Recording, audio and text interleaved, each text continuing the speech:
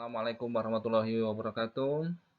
Selamat pagi semuanya. Halo guys, Mbak, Mas, Le, bagaimana kabar kalian hari ini? Semoga kalian selalu dalam keadaan sehat, selalu dalam keadaan semangat dan bergembira menyikapi keadaan kita ya dalam kondisi masih PPKM, dan alhamdulillah kemarin pejabat sudah mengumumkan bahwa Yogyakarta masuk ke level 3. Ya, monggo kita renungkan bersama bahwa usaha tidak mengkhianati hasil. Kita berusaha untuk mencegah corona, kita berusaha taat protokol, dan akhirnya membuahkan hasil dengan menurunnya tingkat kasus terjangkitnya virus corona. Dan kita tetap harus disiplin, kita harus berusaha semaksimal mungkin untuk mematuhi protokol kesehatan, gitu ya. Oke, mari kita awali hari ini dengan selalu bersyukur, selalu memanjatkan doa, memohon kepada Yang Maha Kuasa agar diberikan kelancaran, kesuksesan dalam menjalani aktivitas. Ya, baik. Pada hari ini kita akan melanjutkan pembahasan kita. Pembahasan kita hari ini berkaitan dengan komunitas. Ya, mohon kalian perhatikan baik-baik tentang apa yang kita bahas hari ini. Nah, adapun tujuan pembelajaran kita, ya, setelah nanti kalian menyimak video yang Bapak buat secara sederhana ini, kalian nanti bisa menunjukkan komunitas yang ada di dalam masyarakat. Nah, ini ya, kalian diminta nanti bisa menunjukkan komunitas dalam masyarakat. Nah, mari kita masuk ke materi. Nah, coba kalian lihat gambar. Apa yang ada di dalam benak kalian tentang gambar ini?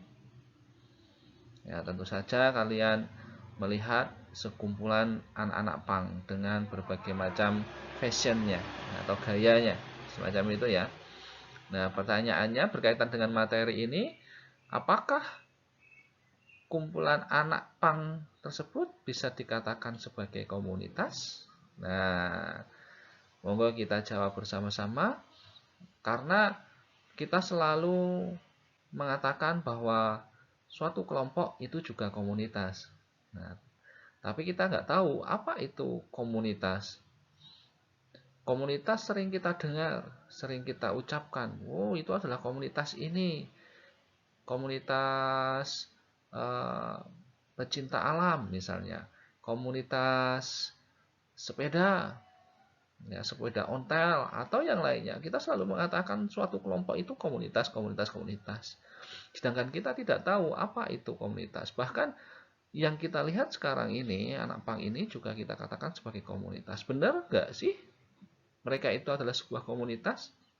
Nah, untuk memantapkan hasil jawaban kita bahwa mereka itu adalah komunitas, kita harus kaji dulu sebenarnya komunitas itu apa.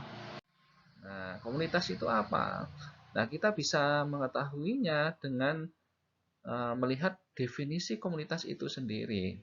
Nah, di sini dikatakan bahwa komunitas itu adalah suatu unit atau kesatuan sosial yang terorganisasikan dalam bentuk kelompok-kelompok dengan kepentingan bersama, baik yang bersifat fungsional maupun yang memiliki teritorial.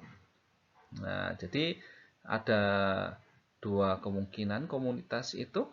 Apakah komunitas itu adalah suatu kumpulan individu atau sebuah kesatuan sosial yang bersifat fungsional atau bersifat teritorial. Kalau dulu teori yang mengajarkan tentang komunitas, bahwa komunitas itu adalah masyarakat setempat. Nah, bahwa komunitas itu adalah masyarakat setempat. Dalam arti di sini bahwa lokalitas atau tempat wilayah hidup bersama itu menjadi syarat sah suatu komunitas. Nah, kalau pengertiannya dulu semacam itu, ya maka Kalau dulu itu komunitas itu atau masyarakat setempat itu merujuk pada misalnya masyarakat desa, masyarakat kota, bahkan bisa lebih luas atau bisa lebih sifatnya besar, yaitu suatu negara atau nanti juga berkembang pada masyarakat internasional atau komunitas internasional semacam itu. Nah, itu komunitas karena berkaitan dengan wilayah hidup bersama.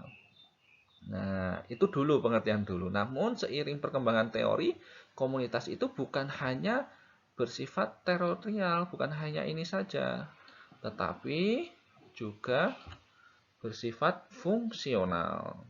Ya, fungsional ini berarti suatu komunitas itu nanti mempunyai fungsi-fungsi tertentu bagi anggotanya dalam hal pemenuhan kebutuhan mereka. Jadi nanti mereka dibentuk dengan kepentingan bersama, ya, mereka komunitas itu dibentuk dengan kepentingan bersama.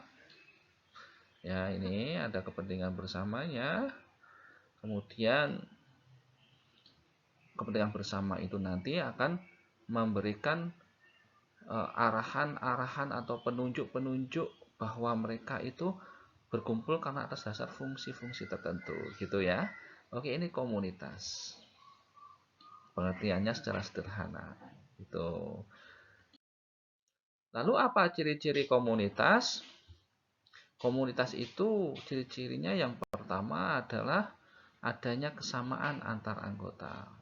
Ya, jadi yang pertama itu, misalnya mereka itu mempunyai kegemaran yang sama, atau tempat tinggal yang sama, atau wilayah tempat tinggal yang sama dan lain sebagainya. Itu adalah kesamaan. Ya. Kemudian ciri yang kedua, memiliki rasa saling peduli yang baik sehingga tidak menjadi faktor atas perubahan sosial yang ada di dalam komunitas tersebut. Jadi peduli, ya, mereka saling memperhatikan satu yang lainnya, gitu. Ya, saling peduli, ya, memperhatikan satu dengan yang lainnya. Dengan adanya rasa saling peduli tersebut, maka menghindarkan diri mereka atau kelompok mereka itu untuk menghadapi perubahan-perubahan yang dibawa oleh setiap anggota. Ya, setiap anggota, karena perubahan itu kan bisa saja dipelopori atau di latar belakangi oleh keinginan-keinginan individu. Nah, kalau ada rasa saling peduli, maka keinginan-keinginan yang ada dalam individu, egoisme yang ada di dalam individu itu terbelenggu, ya, sehingga mereka memunculkan rasa kebersamaan yang kuat, didasari rasa saling peduli tersebut. Kemudian yang berikutnya, ya, komunitas itu ada hubungan pribadi yang sangat erat atau yang sangat kuat. Jadi ada perasaan yang kuat di setiap masing-masing individu dalam komunitas itu, gitu ya. Kemudian ciri yang berikutnya, terdiri dari satu orang atau lebih. Ya, komunitas itu bisa lebih dari 2 orang. Ya, yang jelas tidak boleh satu orang. Kalau satu orang ya bukan kelompok dan bukan juga komunitas. Adanya ketertarikan yang sama. Jadi mereka berkumpul, mereka membentuk sebuah komunitas itu karena mereka mempunyai hal-hal yang sama, ya, hal-hal yang sama, dan hal yang sama itulah yang membuat mereka itu tertarik untuk membuat sebuah kelompok atau komunitas, gitu ya, tertarik pada suatu hal, ya, sama-sama tertarik pada suatu hal. Misalnya mereka tertarik dengan sebuah ide atau gagasan atau ideologi tentang kebebasan. Nah, maka mereka membuat sebuah komunitas tentang kelompok yang menjunjung tinggi kebebasan. Tertarik akan, mohon maaf, yang sekarang ini fenomenal, yang mana menjadi komunitas yang abnormal di dalam masyarakat, ada komunitas gay misalnya, atau komunitas pecinta sesama jenis. Nah, ada yang semacam itu, ketertarikan yang sama terhadap orang-orang yang mencintai lawan jenis tersebut, itu membuatlah kumpulan atau sebuah komunitas. Kemudian berikutnya memiliki kebutuhan, kepercayaan, risiko atau kegemaran yang sama. Nah, ini tidak jauh beda dengan ketertarikan yang sama. Jadi mereka itu sama-sama mempunyai kebutuhan yang gak jauh beda. Ya, sama. Kepercayaan mereka pun juga sama terhadap sebuah gagasan atau ide-ide tertentu. Ya, komunitas biasanya mendiami suatu tempat tertinggal tertentu. Ini ciri-cirinya. Ada masyarakat setempat yang mungkin Bapak tadi katakan di awal tadi gitu ya. Kemudian adanya persamaan adat istiadat. Adat istiadat di sini dikatakan sebagai pola-pola kehidupan mereka. Jadi mereka itu mempunyai pola-pola kehidupan yang relatif sama gitu loh. Budaya yang sama, corak perilaku, corak sikap, karakteristik yang sama. Berikutnya berlaku nilai kolektif. Artinya di dalam komunitas itu terdapat hal-hal yang dihargai, yang dijunjung tinggi. Ya, dan mereka melaksanakan apa yang mereka perboleh dan yang tidak diperboleh. Jadi mereka yang diperbolehkan apa, dilaksanakan, yang tidak diperbolehkan apa, mereka tinggalkan. Nah, semacam itu. Berlaku nilai kolektif. Adanya rasa identitas yang sama dan rasa loyalitas tinggi terhadap unsur-unsur komunitas. Misalnya unsur-unsur komunitas itu adanya perasaan sepenanggungan. Nah, maka mereka loyal terhadap temannya. Nah, semacam itu. Loyal terhadap temannya. Loyal terhadap apa yang mereka pakai, apa yang mereka percayai sebagai arah kiblat mereka dan lain sebagainya. Nah, inilah ciri-ciri komunitas. Nah, setelah kita mempelajari ciri-ciri tersebut, kita masuk ke unsur utama sentimen komunitas. Sentimen di sini berarti perasaan di dalam komunitas. Jadi, apa saja perasaan di dalam komunitas? Yang pertama, di dalam komunitas itu ada unsur seperasaan. Ya, seperasaan. Yang kedua ada unsur sepenanggungan. Yang ketiga ada unsur saling memerlukan. Apa itu unsur seperasaan? Adanya perasaan dalam kelompok mendorong tercipta solidaritas. Nah, ini ditunjukkan dengan adanya solidaritas yang kuat di antara mereka, unsur seperasaan itu. Nah, sepenanggungan itu ditunjukkan dengan apa? Mereka itu sadar akan fungsi dan perannya masing-masing, sehingga apa yang menjadi kebutuhan kelompok itu ditanggung ya bersama-sama. Ya, dipikul bersama-sama. Kemudian unsur saling memerlukan, mereka dalam hal pemenuhan kebutuhan, mereka saling membutuhkan satu dengan yang lainnya. Ya, baik itu nanti dari sisi material maupun non material yang mereka sokongkan untuk para anggotanya gitu ya. Nah, ini unsur sentimen dalam komunitas.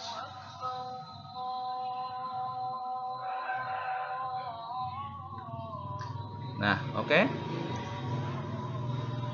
Dari apa yang Bapak jelaskan tadi ya, ada ciri-ciri, ada unsur utama komunitas, maka kita bisa melihat apakah yang ada di gambar di atas tadi, yaitu anak pang, itu merupakan komunitas atau bukan. Nah, gitu ya. Nah, berdasarkan apa yang kita bahas, anak pang ya yang mereka membentuk suatu kelompok itu kita katakan sebagai komunitas. Gitu ya. Itu kita katakan sebagai komunitas. Nah, kalau kita mengklasifikasikan mereka termasuk ke dalam komunitas apa? Apakah mereka itu berdasarkan teritorial? Apakah mereka itu berdasarkan minat? Apakah mereka itu berdasarkan komuni? Nah, kalau anak pang yang kita lihat gambarnya di atas tadi, maka yang benar ini ya, mereka dibentuk berdasarkan komuni. Apa itu komuni? Komuni itu karena ada ide dasarnya, ya, yang mendukung komunitas itu. Jadi karena mereka itu sama-sama mempunyai gagasan, pandangan, ideologi yang besar yang mereka anut, sehingga mereka membentuk sebuah komunitas. Ideologinya apa kalau anak pang itu? Yang pertama ya tentang kebebasan, gitu ya. Kebebasan. Yang kedua adalah ketidakterikatan. Jadi mereka ingin melakukan atau melangsungkan hidup itu tanpa terikat oleh sesuatu hal apapun. Ya, tidak terikat oleh struktur anggota masyarakat, tidak terikat oleh agama, dan tidak terikat oleh hukum dan lain sebagainya. Nah, ide gagasan semacam itulah yang membuat mereka itu kemudian membentuk sebuah kelompok, gitu ya. Nah, sedangkan klasifikasi komunitas lainnya itu bisa berdasarkan teritorial. Kalau berdasarkan teritorial itu bisa saja kita bisa memberikan contoh, misalnya adalah masyarakat desa, masyarakat kota, masyarakat nelayan, kemudian ada masyarakat perindustrian, ada masyarakat urban, ada masyarakat transmigran dan lain sebagainya. Ya, bahkan sampai ke masyarakat mancanegara atau komunitas internasional. Kita kenal di Asia Tenggara ini dengan istilah komunitas ASEAN. Nah, komunitas ASEAN inilah disebut sebagai komunitas yang menaungi negara-negara yang mempunyai wilayah di Asia Tenggara. Ya, jadi di situ ada tempat tinggalnya, teritorialnya, kehidupan bersamanya, yaitu di wilayah Asia Tenggara, gitu ya. Kemudian yang berikutnya berdasarkan minat. Nah, berdasarkan minat ini kita bisa memberikan contoh, ada komunitas apa itu? Sepeda ontel yang Bapak katakan tadi di depan. Kemudian ada komunitas pencinta alam, ada komunitas aero modeling dan lain sebagainya, gitu ya. Jadi berdasarkan minat dan bakatnya seseorang, kesamaan-kesamaan yang dimiliki oleh orang lain tersebut, kemudian mereka membentuk sebuah komunitas. Tapi kita lihat juga nanti apakah dasar-dasar tersebut di dalamnya anggota-anggotanya itu mempunyai unsur-unsur sentimen yang kuat apa tidak. Nah, kalau mereka itu komunitas beneran, maka unsur sentimennya itu akan kuat sekali. Ya, unsur perasaan mereka itu sangat kuat di antara para anggotanya. Ya, seperti berdasar komuni anak pang itu para anggotanya mempunyai unsur sentimen yang sangat kuat. Mereka mempunyai perasaan yang sama, sepenanggungan, dan saling memerlukan satu dengan yang lainnya, gitu ya. Nah, kita bisa melihat macam-macam komunitas di sini dan ciri-cirinya. Ada masyarakat pedesaan, ada masyarakat perkotaan, ada komunitas religius, komunitas ekonomi. Apa ciri-cirinya? Nah, misalnya nih, setiap aspek kehidupan didasarkan pada nilai ekonomi. Ini ditunjukkan pada masyarakat perkotaan dan masyarakat atau komunitas ekonomi. Kalau komunitas religius dan pedesaan, apakah semua dihitung atas dasar ekonomi? Enggak. Mereka beribadah, mereka menyembah kepada Tuhannya, tidak dihitung untung dan ruginya. Mereka menghitung penyembahan itu karena atas dasar kecintaan mereka, keriduan mereka terhadap Tuhannya. Begitupun juga masyarakat pedesaan, karena solidaritas di masyarakat pedesaan dan nilai-nilai yang homogen, nilai-nilai yang junjung tinggi itu masih kuat, maka semua tidak dihitung atas dasar ekonomi. Kalau masyarakat desa itu, ya, semua kebersamaan. Contoh, kita menyuruh orang lain untuk mengerjakan sesuatu hal di rumah kita. Kemudian kita tanya, ngasih berapa harga untuk jasa mengerjakan ini? Ya, orang desa akan selalu menjawab, wah, nggak usah ngarani, nggak ngarani, gitu kan. nggak ngarani, atau dengan istilah lain sudah sekarepmu, wong kayak gitu aja kok kayak gitu. Nah, istilah-istilah semacam itu mereka mendasarkan pada bahwa semua hal itu tidak dihitung pada nilai ekonomi kalau masyarakat pedesaan. Kemudian ciri berikutnya nilai sosial yang sama homogen. Nah, ini ditujukan pada masyarakat desa dan juga ditunjukkan pada komunitas religius. Kalau masyarakat perkotaan dan komunitas ekonomi tidak. Itu sangat heterogen sekali. Masyarakat kota itu kan beraneka ragam, variatif. Komunitas ekonomi juga sangat variatif, gitu ya. Nah, ini kelihatan di masyarakat pedesaan. Ya, apa yang mereka pegang teguh itu sama masyarakat desa itu. Misalnya tentang nilai gotong royong, mereka sama-sama memegang itu.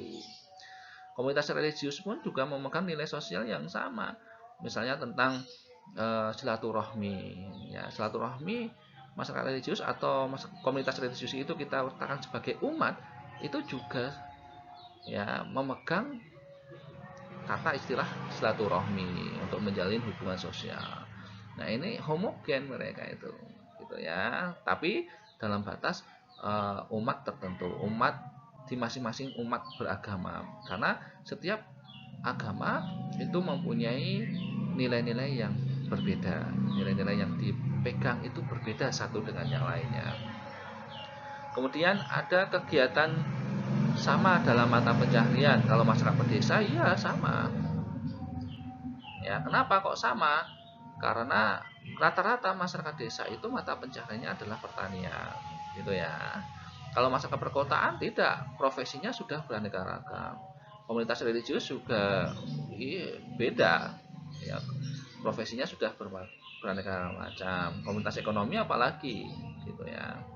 Nah, berikutnya bersifat heterogen dalam semua sisi kehidupan. Kalau masyarakat pedesaan tidak, mereka homogen.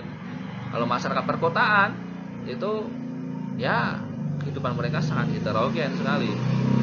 Kemudian komunitas religius tidak, mereka homogen. Komunitas ekonomi ya mereka heterogen, gitu ya. Yang terakhir, memakai simbol-simbol tertentu dalam pengalaman ajaran agama. Masyarakat pedesaan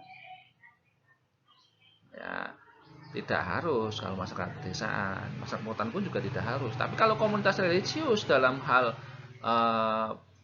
pelaksanaan ritual, mereka pasti menggunakan simbol-simbol tertentu. Komunitas ekonomi pun juga tidak. Nah, semacam itu, ya. Nah, itulah komunitas, ya. Jadi kita bisa melihat di dalam masyarakat kita mana komunitas, mana bukan. Karena tidak semua kumpulan manusia itu bisa kita katakan sebagai komunitas. Kalau orang itu melihat sesuatu hal di jalan, berkerumun di situ kemudian bubar, itu juga bukan komunitas, itu kerumunan. Jadi kerumunan massa publik itu bukan komunitas. Nah, komunitas ini sifatnya sudah teratur, kelompok sosial yang sudah teratur, gitu ya, sifatnya semacam itu, ya, dengan ciri-ciri yang ada di atas tadi, gitu ya. Oke, terima kasih atas perhatian kalian. Mohon maaf, ini banyak sekali kekurangan kalau dalam pembuatan video, banyak hal-hal yang terjadi di lingkungan, banyak gangguan dan lain sebagainya, gitu ya. Bapak memberikan sedikit nilai-nilai kehidupan, ya, bahwasanya hidup itu bukan soal bagaimana kita bisa mendapatkan banyak sesuatu hal, tetapi bagaimana kita bisa memberikan banyak hal kepada sesama. Tolong itu diperhatikan dan semoga kita menjadi manusia yang bermanfaat kepada manusia yang lainnya. Oke, gitu saja apa yang bisa Bapak jelaskan, kurang lebihnya mohon maaf. Wassalamualaikum warahmatullahi wabarakatuh.